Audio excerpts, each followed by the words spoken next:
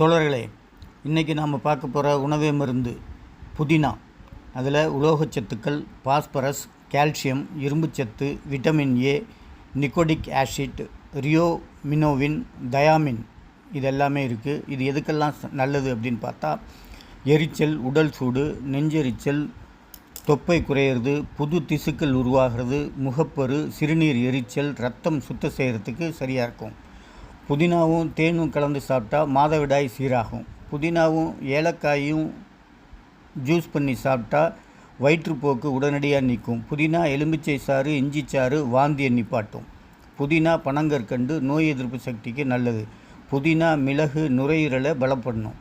புதினா நெல்லி இஞ்சி சாறு வயிற்றை சுத்தப்படுத்தும். புதினா ஜீரகம் நாவறட்சிக்கு நல்லது.